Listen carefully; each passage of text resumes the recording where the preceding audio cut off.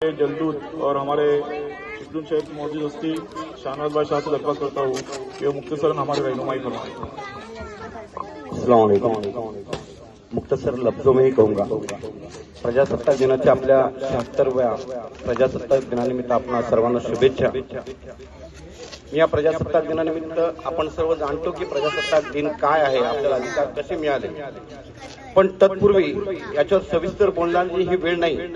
पण आता ज्या या मद्रसेच्या मुलींनी जे गीत गायलं, हे गीत मन हेलावून टाकणार आहे। याच्यावर प्रत्येक मुस्लिमाला विचार करण्याची गरज आहे। भारताला जे स्वातंत्र्य मिळालं, हे स्वातंत्र्य मिळवून देणारे माझे हजारो लाखो मुस्लिम उलमा प्रथम होते। आज आम्हाला एक गीत का बोलावं लागतं, या विचार करण्याची गरज आहे। आणि आम्ही पुढे काय करणार आहोत याच्यावर आपल्याला चर्चा करण्याची गरज आहे। आजची जी परिस्थिती आहे, हे परिस्थितीला जबाबदार सर्वात प्रथम मी आहे, तुम्ही आहात। आज आपण भारताच्या दृष्टीने पुढचा विचार करताना आज आपल्या समोर जी तरुण पिढी दिसते, आज आपण जे काय ऐकतो आहोत, भारताचं भविष्य जे आपल्याला घडवायचं आहे, याच्यावर आपण कधी विचार करणार आहोत।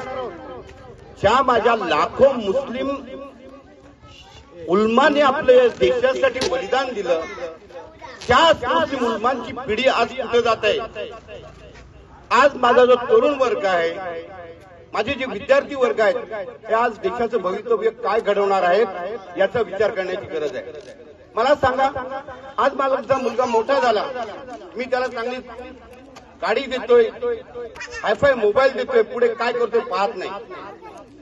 आज भविष्य जाते कुठे, थोडासा विचार करा की आज जी शासकीय नोकरी आहे, मग तो तलाठी असेल, ग्रामसेवक असेल, कलेक्टर असेल, प्रांत असेल, तहसीलदार असेल, किती मुस्लिम लोक आहेत त्याच्यामध्ये।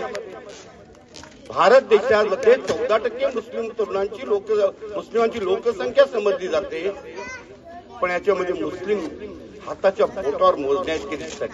कारण काय, याचा विचार आपण करण्याची गरज आहे। आम्ही या गाड्या देतोय, मोबाईल देतोय, तरुणांना सुधारत नाही, बिघडवतोय।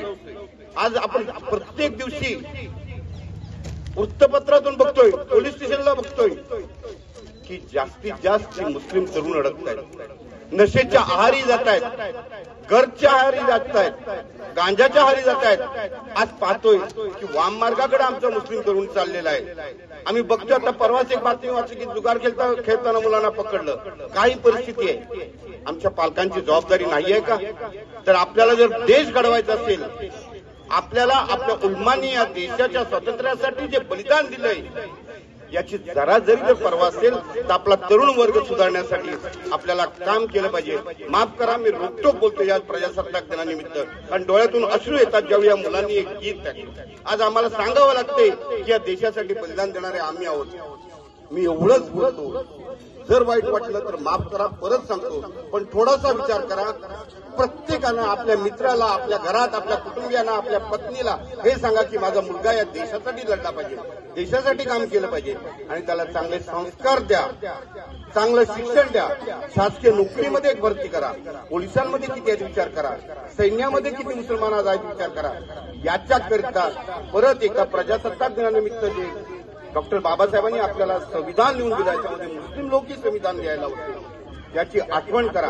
आणि या प्रजासत्ताक दिनाचं असं काहीतरी आपण घेऊन जाऊया, एक मनात ठाम इच्छा घेऊन जाऊया, आणि क्रांतीची ज्योत आपण पुनश्च प्रज्वलित करूया, एवढी मी आपल्याला विनंती करतो। जय हिंद।